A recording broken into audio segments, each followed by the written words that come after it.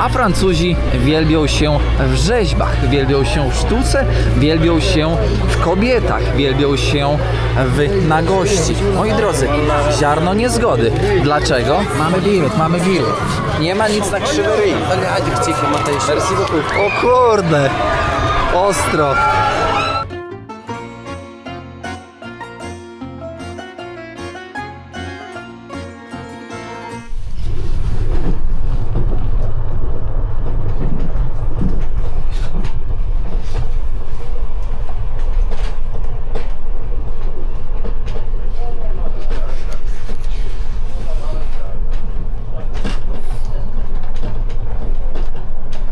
Witam Państwa bardzo serdecznie w nowym odcinku. Nie pamiętam, który to już numer, ale jesteśmy w Satif. Jest godzina 1:30 w nocy.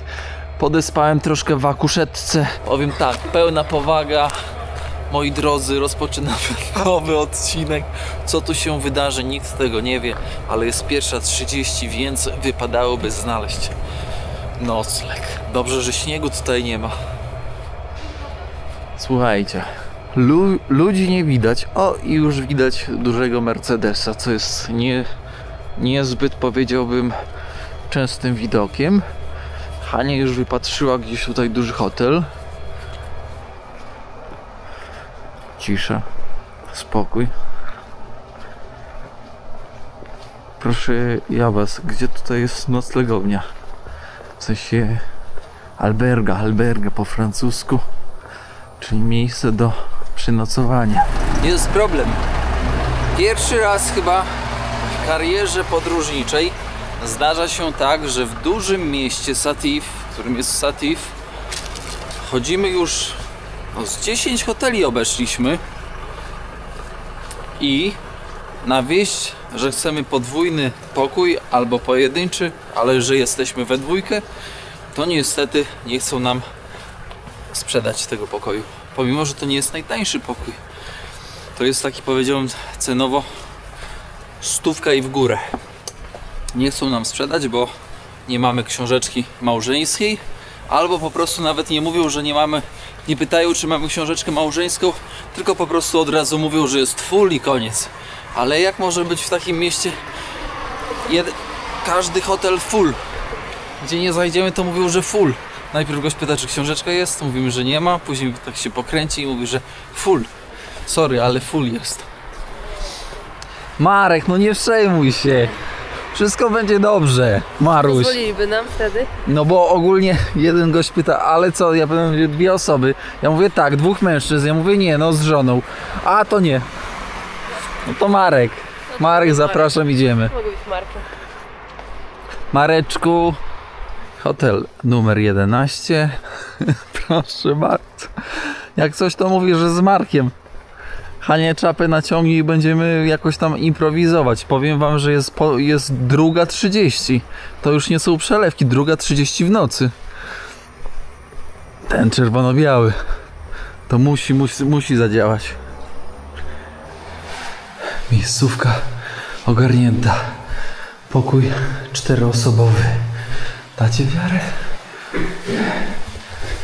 Ależ. Opcje negocjacyjne, klucznik. Otwieraj.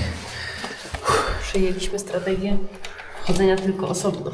Tylko osobno. Bo później trudniej. Nawet nie patrzyliśmy w ogóle na ten pokój.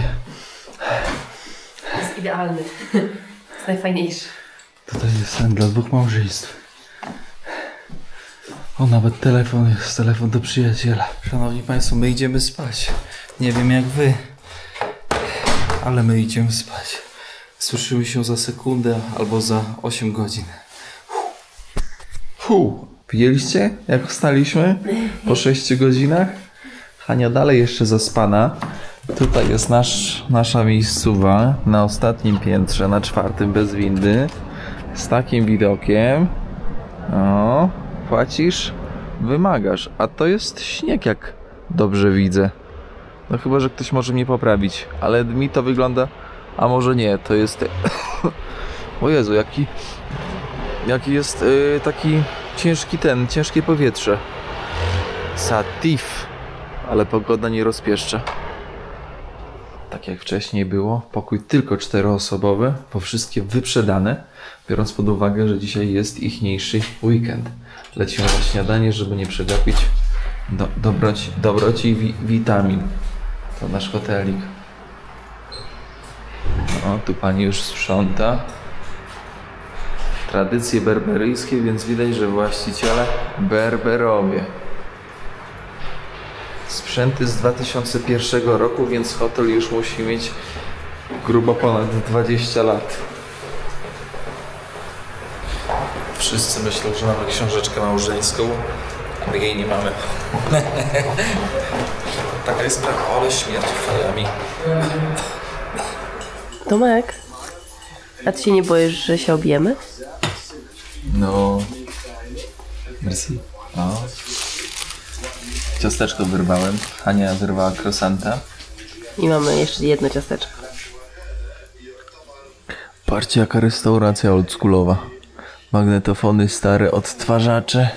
Zobaczcie, jakie fajne odtwarzacze. A to jeszcze takie w sumie nie takie stare, ale już stare. Zobaczcie, kamera na kasety, magnetofon, odbiornik, tutaj różne pamiątki, włącznie z telefonem stacjonarnym. Tutaj jest do zaparzania kawy. Kawkę i herbatę można sobie tutaj zapewne w ciągu dnia wypić, ale wystrój taki bardzo przytulny. Trzeba zaznaczyć, że przyjemnie, ciepło. Tutaj jeszcze jakieś takie właśnie naczynie na wodę. Patrzcie, rozmawiają w telewizji. Orłoś, Załęcki po 4 miesiącach w Tunezji. Czekajcie, może kamerę przerzucę. No i ja im tutaj tłumaczę, że podróż przez Algierię to nie zawsze najłatwiejszy, jak to się mówi, orzech do zgryzienia, ale oni dalej nie rozumieją. No dajcie, przerzućcie na Załęcki. O, Orłoś. Algierski. No dawajcie na to. Jest i Załęcki. Na wakacjach po 4 latach w Tunezji. A to było śmieszne, co? Przytyło mu się. No proszę zobaczyć, no co nie identyczni. Zostajemy tutaj na kolejną nockę. Chcieliśmy tańszy pokój 2-osobowy, żeby nie płacić niepotrzebnie więcej. Mówimy do pana, zostawi pan nas w tym, co jesteśmy. Żeby nie płacił pan za sprzątanie. Hania?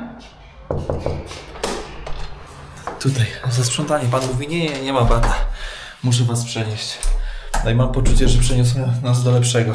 To, co się wczoraj działo, to jest jakieś nieporozumienie. Jesteśmy w Sétif, w najwyżej położonym mieście tutaj w Algierii. Jesteśmy aktualnie na 1100 metrów nad poziomem morza. Zobaczcie, jak ludzie są ubrani względem tego, co widzieliśmy wcześniej na odcinkach. Czemu ja idę po trawniku? Ja mam takie przyzwyczajenia. No dobrze, ale to wiecie jak jest. Miejscówka hotelowa tutaj za ponad 100 zł. W sensie względem tych cen, które płacimy za jedzenie bądź za usługi różne inne, na przykład usługę transportową, czy nie wiem, za bagietkę, która kosztuje jakieś 15 groszy, to te ceny hotelowe są wystrzelone w kosmos. W sensie nie są współmierne z tymi wszystkimi cenami. Ktoś może zapytać, kierowniku, dlaczego bez Hani? Już tłumaczę, już wyjaśniam. Moi drodzy, Hania zachorowała. Ostatnie 2 dni bardzo słabo się czuje. Nos wyschnięty. W sensie jest takie powietrze suche i bardzo mocno na Hanię wpływa. Wydaje mi się, że to jest odczyn, taka reakcja alergiczna. No i Haneczka niestety też przychorowała. Więc męczy się w pokoju, w sensie nie męczy się, a regeneruje.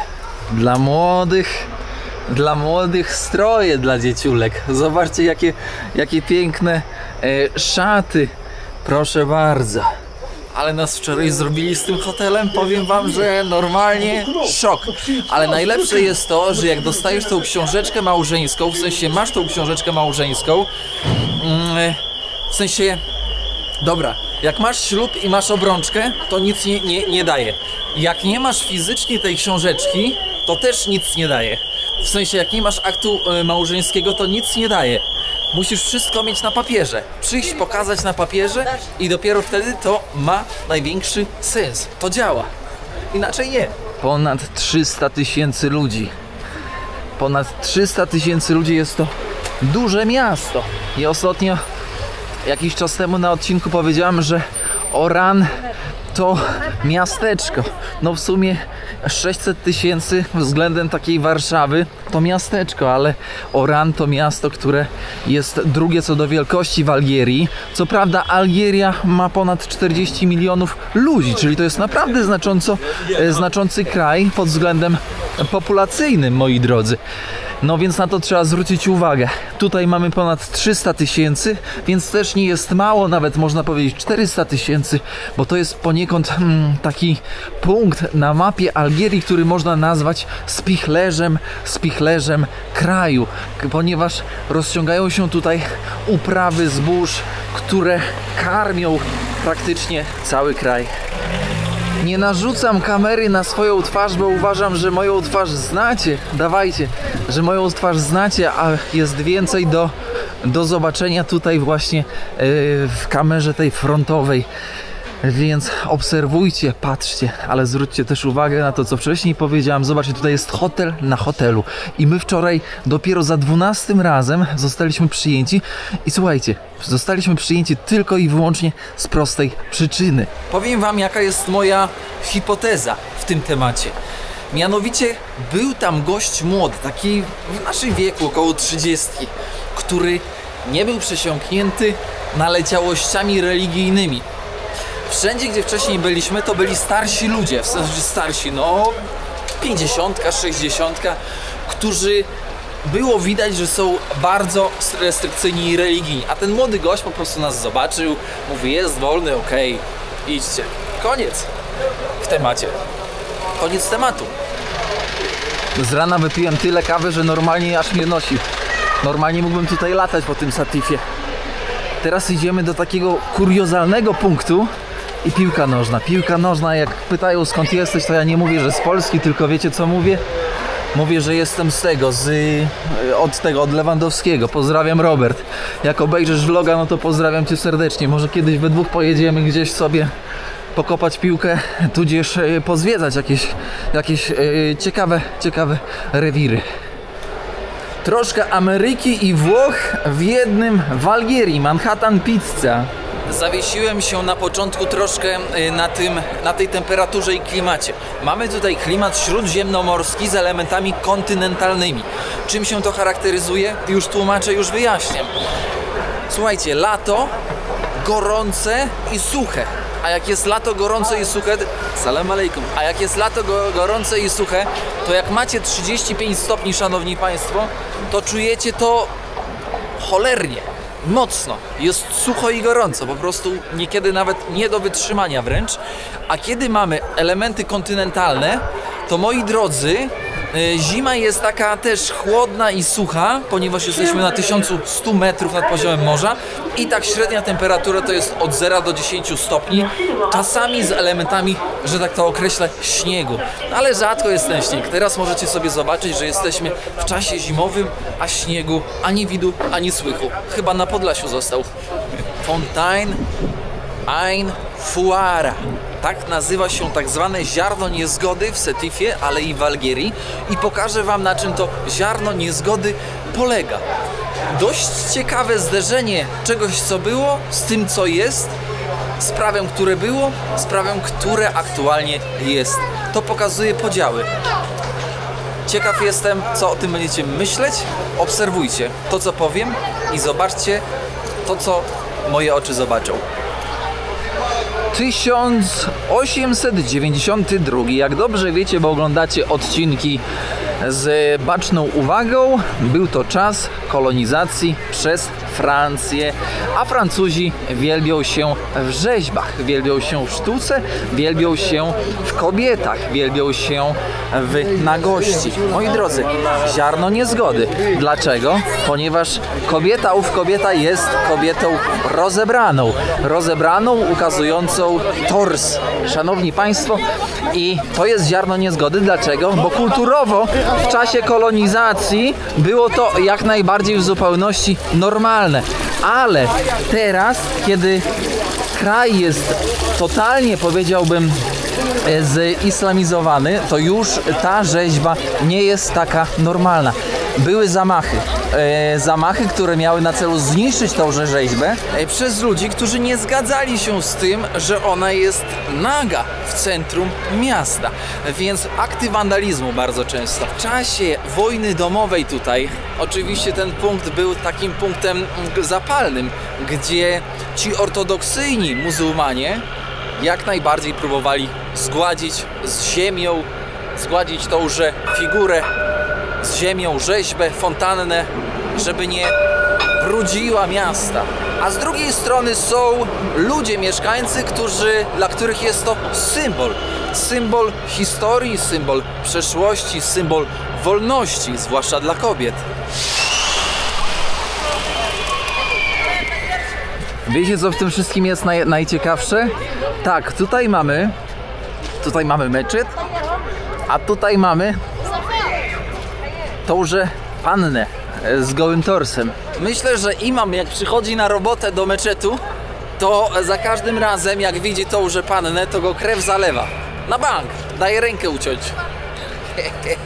Algieria jest krajem, który pokazuje takie dwie twarze, takie bardzo mocno wyraźne dwie twarze.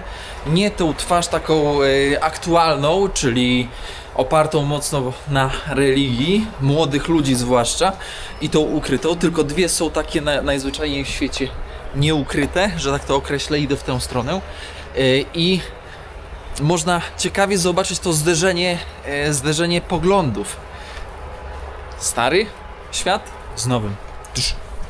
Meczet musi być, wieża Eiffla musi być, Tuaregowie, Barberowie muszą być, Mekka, Medina musi być, sztuka uliczna, ale też, moi drodzy, nie zapominajmy o tym, że możemy tutaj w Algierii zobaczyć ruiny rzymskie.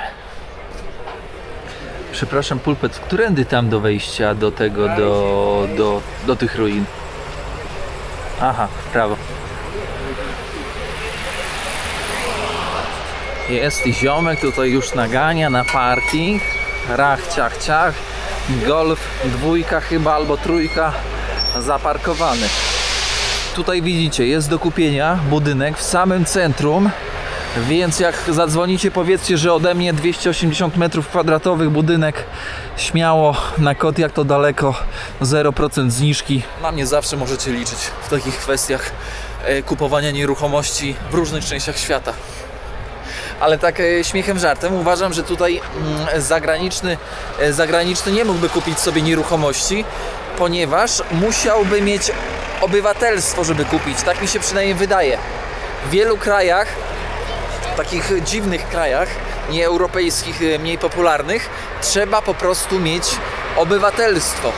Albo w niektórych krajach w ogóle nawet obcokrajowiec, pomimo że ma obywatelstwo, to nawet nie może mieć po prostu prawa własności ziemi.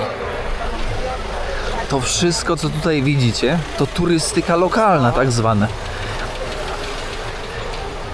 Algierczycy z różnych części kraju przyjeżdżają do Satif, żeby zażyć troszkę tak zwanego luksusu. To można powiedzieć, że to jest taki może trochę Kraków w Algierii, pomiędzy górami, znaczy blisko do gór, ale nie w górach, ale pomiędzy górami. Nie wiem, czy jestem w dobrym miejscu, bo chcę zobaczyć ruiny. Cytadela tutaj, ale to jest park jakiejś rozrywki, ale wchodzę tam, bo one prowadzą do tych ruin, a do muzeum nie wiem jak to połączyć, ale idę za intuicją. Mamy bilet. Nie ma nic na krzywy ryj. Merci beaucoup. Czy ja tutaj powinienem zabrać Hanię? O kurde, ostro. Tutaj nie ma ograniczenia grawitacyjnego, moi drodzy. Kurczę, za każdą atrakcję płacisz chyba 2 zł, jak dobrze zrozumiałem. I lecisz w kosmos. O to koło to będzie spoko. Jak Hania będzie się lepiej czuła, to wbijamy. Patrzcie, ile jest ludzi. Weekend przyciąga lokalnych.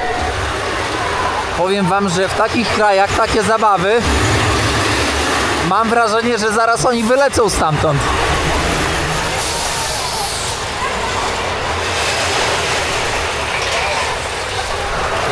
Idą jak burza.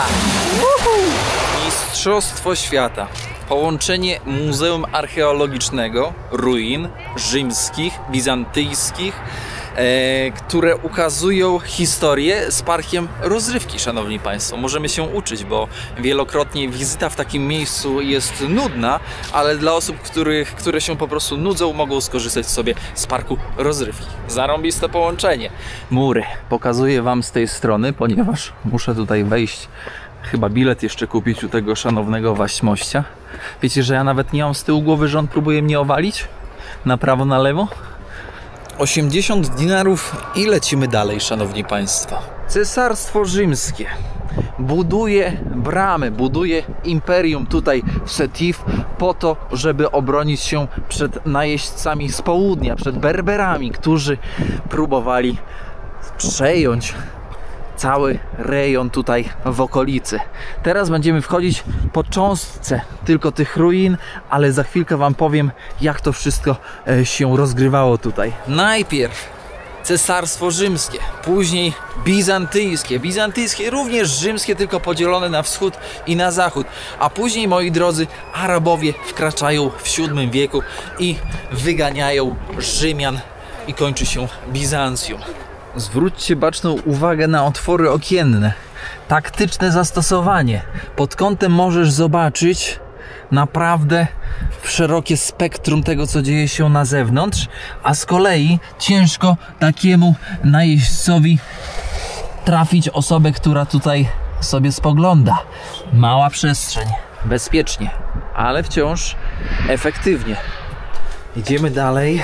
Muszę wam powiedzieć, że będzie to zapewne jeden z ostatnich filmów tutaj z Algierii, ponieważ Hania ma już bilet powrotny, więc spokojnie będziemy jechać w kierunku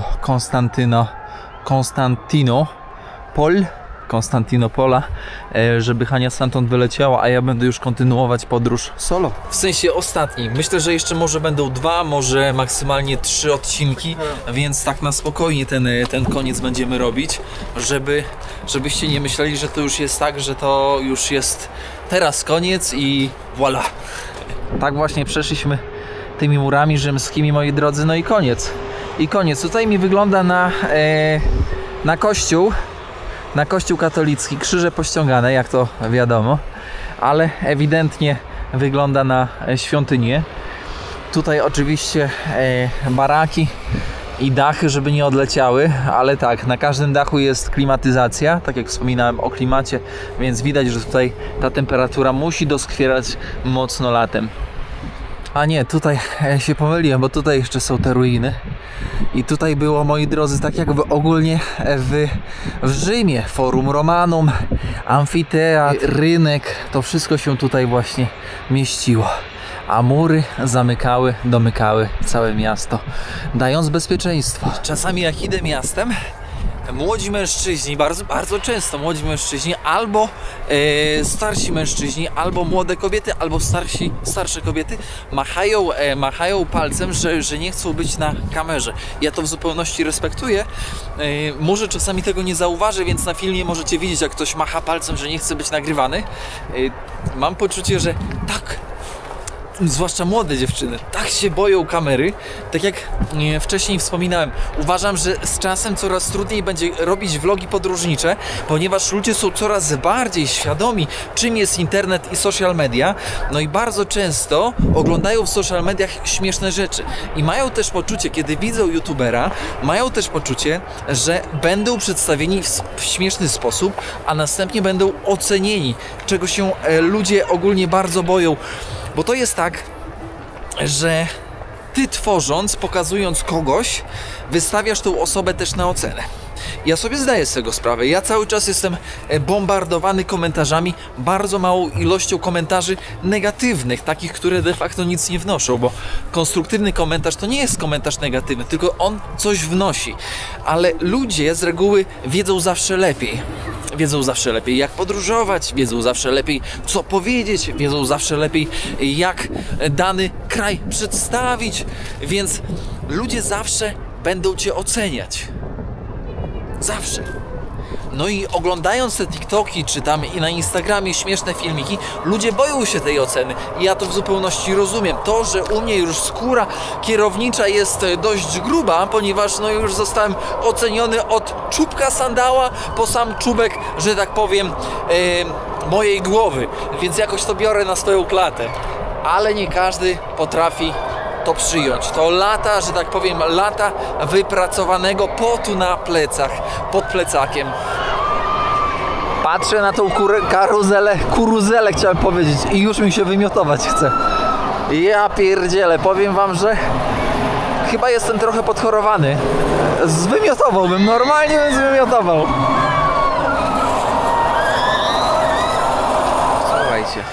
Lecimy, skakujemy tutaj na to koło. To mniej ekstremalne, ale zobaczcie znak. Kobieta, mężczyzna? Zabronione. Zabronione, żeby razem tam siedzieć, fotki sobie robić i jeszcze, nie wiem, nie daj Boże się całować. Jedziemy. Dobra, wiem, że Hani nie ma ze mną, nie będzie mogła uczestniczyć w tym, ale jeśli Haneczka się zgodzi, to jeszcze tutaj wrócimy i będzie miała siły, to wrócimy tutaj, żeby raz jeszcze z Haneczką sobie przejechać. Wchodzimy do kabiny. Salam alaikum.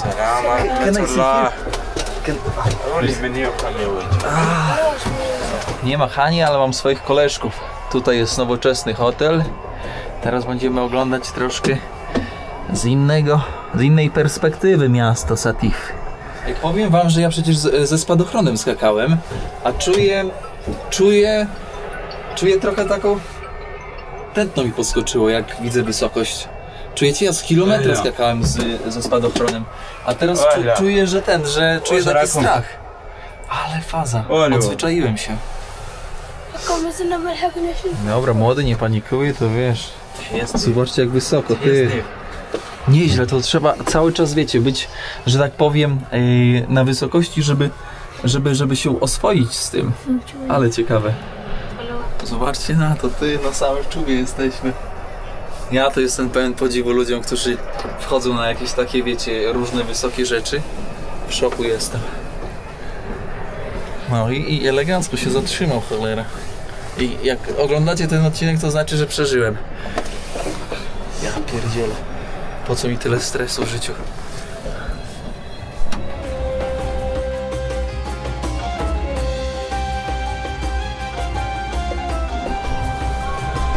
Zobaczcie tutaj, kończy się dosłownie linia miasta i idą góry.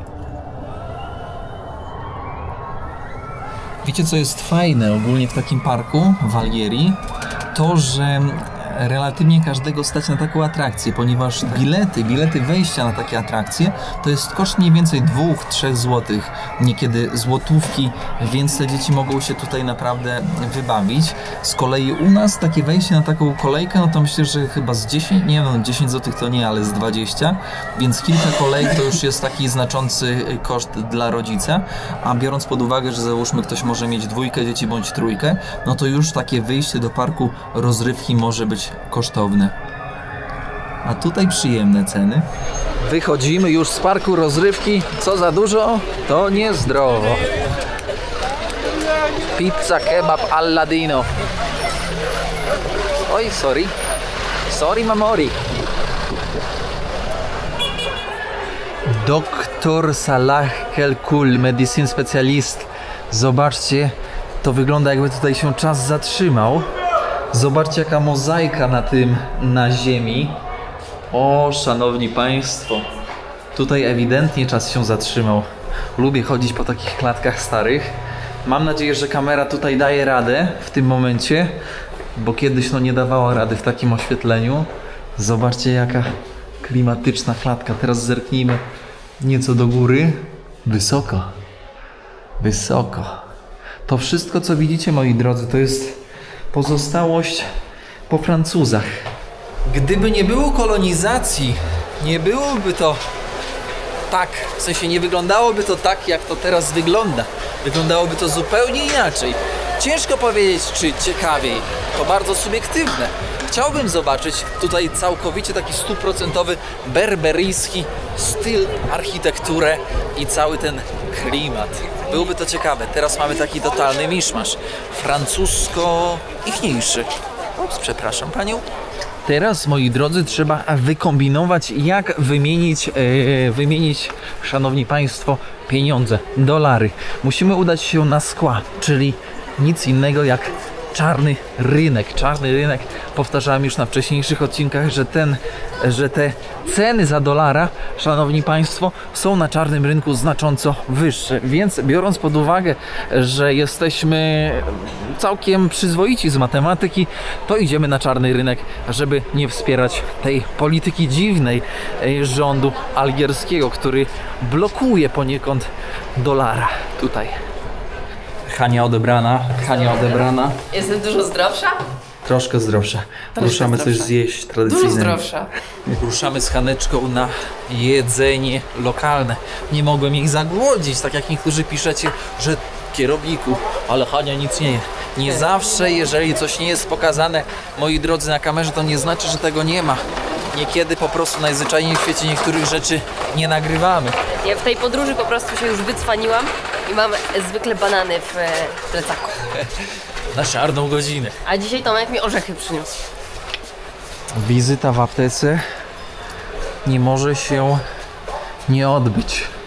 Wejdźmy, zobaczmy. Patrzcie. Ale zobaczcie, jakie buty fajne. Z szerokim nosem, ale takie klapki, pamiętajcie, kupujcie tylko i wyłącznie z szerokim nosem, nie ciasne, ekstra. My leki kupujemy. Jesteśmy w lokalnej restauracji, tutaj idzie modlitwa, tutaj Haneczka już jest na miejscu, a my zamówiliśmy, cóż my zamówiliśmy, szanowna pani? Zamówiliśmy kuskus z baraniną. Kuskus z baraniną u lokalnego Maharadży, który wymienił nam gotówkę. I bardzo się ucieszył, kiedy wróciłem z Haneczką.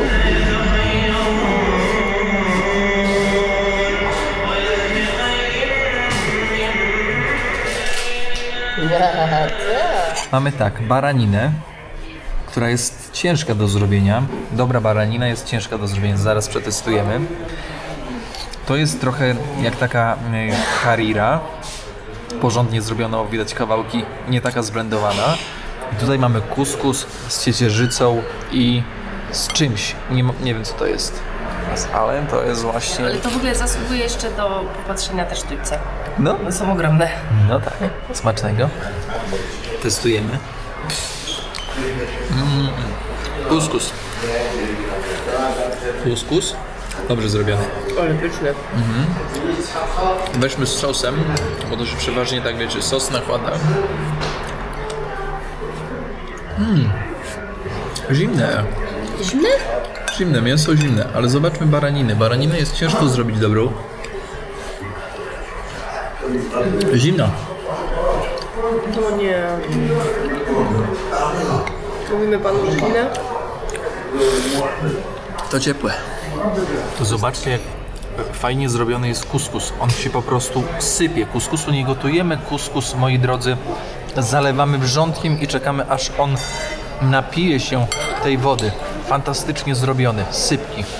Zupa harira najprawdopodobniej. Cieplutka, fajna. Tutaj mięso było zimne, ale wciąż bardzo dobrze zrobione. Powiedziałbym, zasługuje 10 na 10. Jest takie, trzyma swoją konsystencję, ale wciąż jest takie przyjemne jak się żuje. Naprawdę fantastyczna sprawa. No i ten kuskus mistrzostwo. Spokój to podstawa. Jesteśmy właśnie w Mielnie nad Morzem. Moi kochani, Morze Bałtyckie. Wycieczka szkolna właśnie zapakowała się. Zielona szkoła przyjechała. Zapakowała się do restaurantu. Jest gruba. Sativ to ewidentnie jakaś taka miejscowość, powiedziałbym, która jest wypadowa, która jest taka stricte turystyczna. Zobaczcie, jak to mięso można ładnie rozporcjować. To już dużo mówi o czerwonym mięsie. Zobaczcie. Miałem wam, szanowni państwo, pokazać wcześniej pieniądze, chyba ich nie pokazałem. To jest 1000 dinarów. 1000 dinarów to będzie mniej więcej około niecałe $4, czyli około 16 zł. Tak na szybko liczę, nie jestem pewien. Zobaczcie, jak wyglądają te pieniądze. Tutaj mam chyba jeszcze 200. Tutaj jakaś zasłużona familia, może prezydenci. Tutaj tradycyjne budowle berberyjskie najprawdopodobniej. Tutaj 500. 500 to jest około $2. Satelity. Proszę. No i tutaj chyba powiem wam, że o, tutaj jeszcze jakaś nowa, 2000 jakieś nowe. Nie ma tutaj już większej różnorodności niestety. A tutaj mamy tak, tu mamy 100. O, tu mamy 20. Proszę. O, lew saharyjski. Kiedyś występowały w tej części Afryki lwy, ale niestety zostały wytępione, ponieważ z przyczyny takiej jak wszędzie na świecie, moi drodzy, ludzie najzwyczajniej w świecie, jeżeli się jakichś zwierząt boją bądź im zagrażają, to je eliminują po to, żeby nie stwarzały zagrożenia dla ich dzieci, dla ich rodzin, dla zwierząt. Horloger. Gość, który naprawia zegarki, czyli nikt inny jak zegarmistrz. Zobaczcie tutaj leży Rolex. O, ciekawe, czy jest autentyczny. Zaraz poproszę tego pana, żeby nam pokazał. No. Monsieur? The Rolex? No. Il Palacio, No. no, no, il Palacio. Tutaj pana. O, pan mówi, że to jest... Odwrócę. Nie ukradnę. Proszę zobaczyć. Ktoś może się lepiej zna. Pan mówi, że to kopii. Nie oryginalne, ale powiem wam, że ładnie wygląda. Nawet jeżeli to jest kopia. Merci beaucoup, monsieur. Pizzeria Islam. Pizzerijka. Harira chyba. Co to jest? Bierzem. Cytrynka, kolendra. No, Christian. Tutaj ten. Ja kocham bób. Kania kocha bób. Tutaj u szefa całej dzielnicy. Test oficjalny bobu algierskiego. Szanowni państwo, delikatnie z solą. Tutaj można jeszcze jakieś sosy. Dobry? Pyszny, ale taki duży. Duży. Zobaczcie, bo to algierski. Ale inaczej smakuje. Ja tu nie zjadam. O! Ze skórką mają, ale dobre. Tak jak mówiłem, Haneczka jest w parku rozrywki. Tak, ale Tomek nie był w Energylandii i mam wrażenie, że to wszystko jest po prostu mega... Jakie? Stresujące? Groźne? Groźne! Tak. Tomek zapraszał mnie już na samochodziki, takie wiecie, znacie pewnie, jak są w parkach rozrywki. A ja mówię, żebyśmy poszli na roller coaster. Są najlepsze rzeczy. Tomasz, idziemy na roller coaster? Kochani, ja nie chcę zostawić tak zwanego kuskusu za kapeluszem. I ja popatrzę, a Hania niech czerpie z życia algierskiego. Hania, bacz się dobrze, kuskus z tobą. Tomek mnie zostawił. Nie zostawiłem. Ja czuwam nad bezpieczeństwem. Niech dzieciaki się pobawią. Ja popatrzę. Tam na górze Haneczka jedzie. Widzicie? W żółtym. Ale idzie. Czekajcie teraz w dół. Aż ja poczułem tą nieważkę. Parcie tutaj.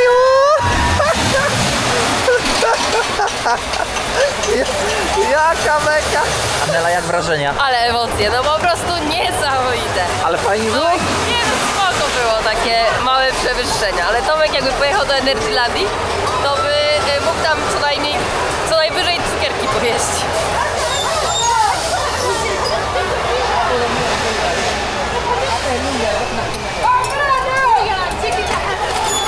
Wszystko na miarę możliwości i potrzeb, ale chyba Tomka właśnie nie wpuścili na... Puścili, bo latek za dużo.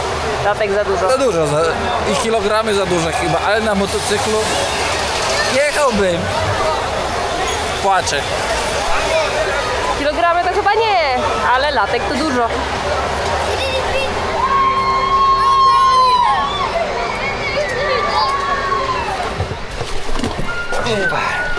Jesteśmy coś dla prawdziwych mężczyzn. Tomek, ale my się ledwo mieścimy tu razem. Hania, po tym kusku... O kurde.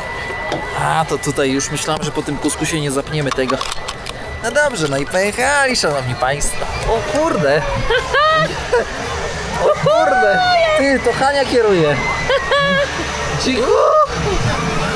Dziku. Ale ogień. I po co wariować z jakimiś przeciążeniami? Ale już nie spadamy. Ojej, szanowni państwo, i to jest to, czego potrzebujemy. Na grubo, ale nie za grubo. Ale jesteśmy wysoko! Przejście. Ale wysoko! A no i teraz ja, najwyżej. Ale już jak dojechaliśmy na tyle, to się nie da. Nie, to teraz będziemy schodzić. Czajcie? I oni wszyscy dookoła tutaj myślą, tak, że Hania się boi, a ja jej towarzyszę. Ale przyznam szczerze, że wagonik z Tomkiem jest weselszy niż samotny rollercoaster. A oni wszyscy na pewno tak myślą, babka się bała. Bała się sama. To z chłopem musiała. Zobaczcie, ja wcześniej tutaj jak leciałem, to kompletnie nie widziałem wyrwy w płocie, przez którą można przejść i znaleźć się prosto na tej odkrywce archeologicznej. Proszę zobaczyć. I tutaj patrząc po śladach śmieci, to sugeruje, że po prostu ludzie najzwyczajniej w świecie tutaj sobie wchodzą. O, i tam są. Czyli to nie jest żadna rebelka z naszej strony, bo normalnie ludzie, zobaczcie sobie, tamtędy idą. O, a teraz idziemy po murach starych domostw. Zobaczcie, jak te głazy, kamienie były ciosane żmudnie. Uderzenia tutaj widać, zobaczcie. Ale ciekawe to, że to nie zabezpieczone. Dobra, teraz wyszliśmy z miasteczka. Hania jako hotelarka musi zajrzeć do hotelu tutaj, jednego z najbardziej wystawowych, że tak to określę. Zobaczcie, to jest w sumie połączenie hotelu i galerii handlowej. No właśnie, czy my tu wejdziemy do hotelu? Nie wiadomo. Wejdziemy. Prowadź hotelarka. Hania pracuje w branży hotelarskiej. Zajmuje się tam eventami, moi drodzy. Więc to jest z czystej krwi hotelarka. Idziemy zobaczyć standardy ichniejszych hoteli. Algierii. Dream Game, francuskie marki. No tutaj powiedziałbym, że tutaj są takie no drogie rzeczy. Jakieś zegarki, nie zegarki, drożyzna. Zobaczmy, co tutaj mamy. 28 000. A, to podróbka. To są Rolexy podrobione, moi drodzy. To nic oryginalnego. Albo Louis Vuitton.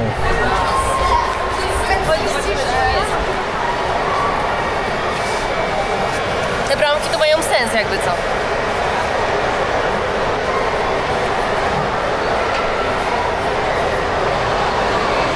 Spójrzcie, zobaczcie na to.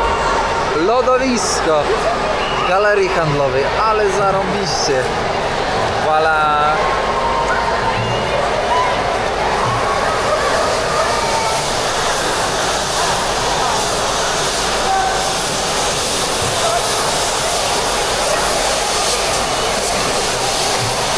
Dzisiaj mamy taki dzień dziecka. Dzień dziecka, żelki. Jakieś kwaśne trzeba. Jakieś twarde. Zęby to wypadają. Można mieszać ile się chce. Dziękujemy za wodę. Idziemy zobaczyć, cóż za luksusy tutaj. Kolacja kosztuje, moi drodzy, 4400.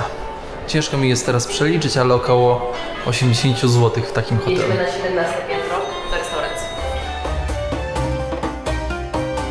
Hanna, szybka ocena okiem hotelarza. Piękne widoki, piękne miejsce i ładnie zrobione. No i serwis taki, którego my w Polsce już nie doświadczymy.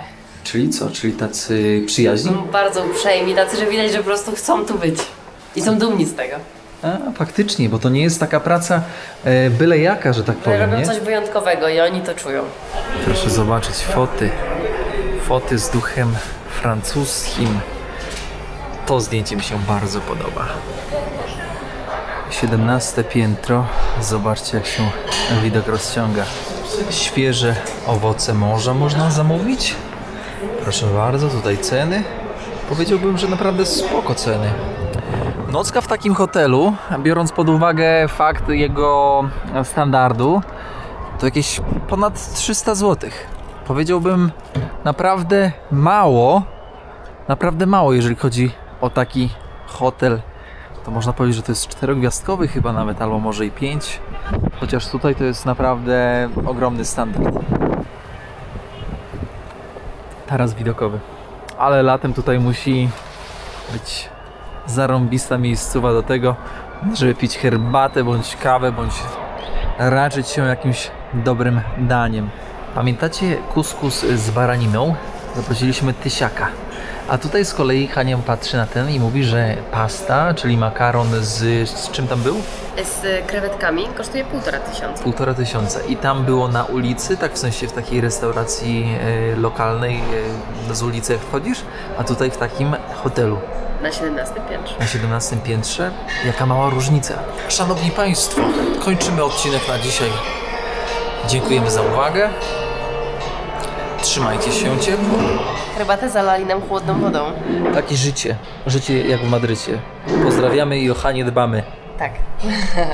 Łapeczka, komentarz, podanie odcinka dalej. Zawsze mile widziane. Pozdrawiamy serdecznie. Prosto z Setif, czyli miasteczka w Algierii. Czołem!